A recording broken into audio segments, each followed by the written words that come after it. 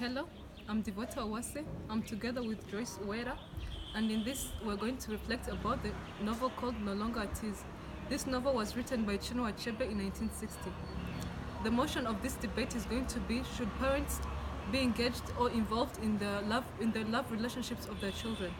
Now, I would like to first define the key term, which is love relationship, and we define love relationship as a connection between two people who share the same feelings, emotions, as well as share a romantic relationship.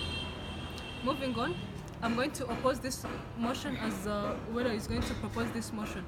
We'll first hear the proposition side. Okay, thank you. I think that parents should choose their children's partners for this lesson. I know that parents are the first guider are the guiders of their children, are the one who gives the directions of their life, because as they have raised you, they have many experiences of life. So if you have any relationship, you must concern them and make them choose for you, because they have many experiences. They know they always want you to have a good future. So they always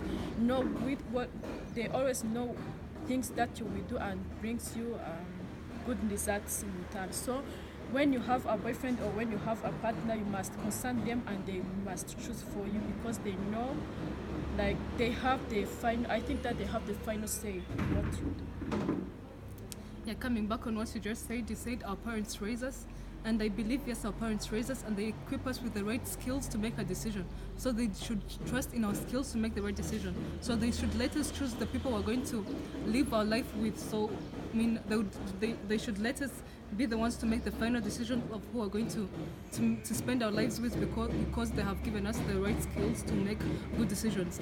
And I would also like to point out that even the Bible, most people are Christians and they believe that the Bible says a man shall leave his father and mother to go and find the one they want to share their life with. Now, coming to this, our parents do not have a say in this, because we are the ones to leave our parents, because there are another aspect, so we're the ones to choose whomever we want to spend our life with. The Bible does not say your parents shall take you to meet the person you want to spend the life with, but rather you're the one to choose that person. So I believe the Bible also agrees with me that we should be the ones to choose the people we want to spend our life with, and our parents should not in any way interfere in our love relationships. So you say that our parents raised up and gave us some skills that we need, but I always think and know that we are always under control of our parents, because even if you can have many skills, but you can't get the skills like the one that they have.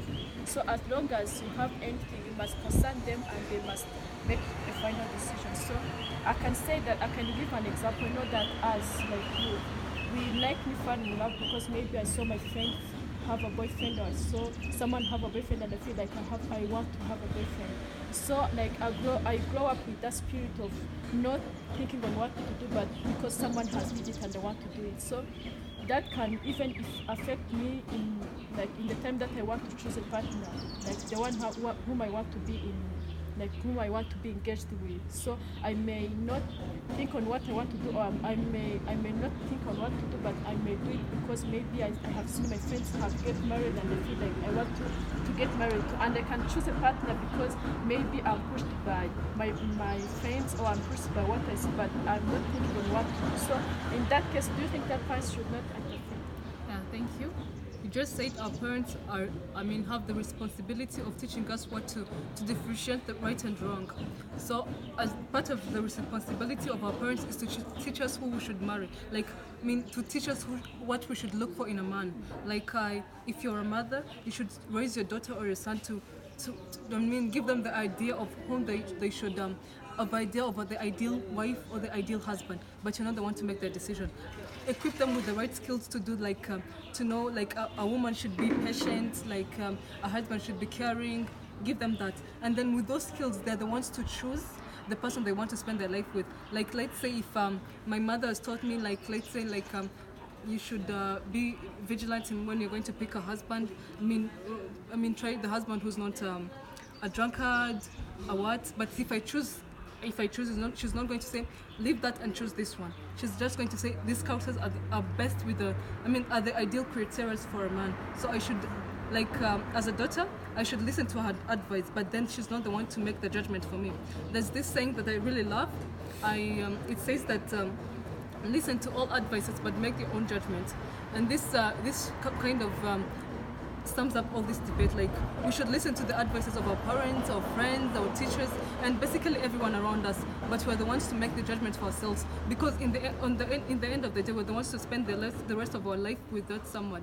Like, let's say if my mother chooses a husband for me and I find he's a horrible husband, and we've seen that in most cases in Rwanda, where people used to get married off to people they don't know, and then they find the husband is really bad. And then if I'm not the one who had made the judgment, I'm going to blame my mother or my father for the decision they made for me. So I think and I believe parents should let their children make the decisions of whom they want to spend their life with. Be it if it's wrong or right, they should only advise them and then let them choose them. Be the ones to choose the partner. So you say about like your parents choosing a partner for you and you find that maybe he's a horrible man. So what if you choose for yourself and you find that he's a horrible man? What will you? Yeah, I know, but I know that I'm the one who made that wrong decision. But you will regret. I will regret, but not as much as if we all know it's a possibility. There's a possibility between the right and the wrong guy, and it's not certain that we're going to choose the right guy. Same as if your parents chose for you, that you're not certain that the guy they chose is going to be the perfect man. So going back on the novel. Exactly, going back on the novel. On the novel. You Obi was from Umofia. Yes, and the reasons why her mother was based on, they were really poor advices. She was she was from an Oso tribe, which means they were inferior. And then I believe love should suppress all that. Like, it should look over that. It should look over the status. It should look over the historical background. And if Obi really loved Clara, he should have chosen to marry her over her mother's decision. Because if her mother wanted to take her life, that's her problem. Because I think a mother is supposed to feel happy if her son has found the person he wants to spend the life with, because it's a blessing. Not all of us get the chance to get people we love. So I think his mother was wrong to make Obi break off the engagement. And secondly, the end of Obi and Clara's relationship was the main cause of Obi's suffering, because Obi truly loved Clara, and then because the relationship ended, that's why Obi was in sorrow. So I think, again, we should be the ones. Our parents should let us make the decisions of whom we want to marry.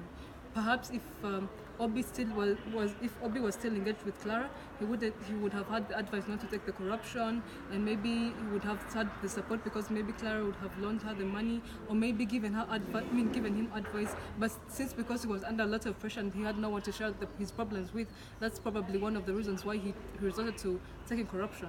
So from what you say, you mean that you may be chased from a family, or you may be a curse from a family to find the one that you had once. Yeah, I know. Like, I believe love comes once, and then if you have love, you should hold on to it. So regardless of your family, they say it's better be alone than be in ill company. So if I would rather be alone with, if I was Obi, I would rather be alone with Clara than be amongst the Umofian community, the people who do not want me to take another step to happiness. So I'd rather be alone. So don't you think that your family is a pressure? I think that God has given you. Yeah, the family that you were born with. The first family is the person you choose to marry. So Obi's family at the moment was supposed to be Clara and the child she was supposed to bear him. So that was the first family he has. And then secondly would come his parents, and then the Umofian community. But if he failed to make a commitment with his family. Thank you. From this debate, I think we've all come back to the same conclusion that our parents should let us be the ones to choose the people we choose to marry. Like, it should be a personal, decision, and our parents should not interfere in the love relationships of their children. Thank you. Thank you.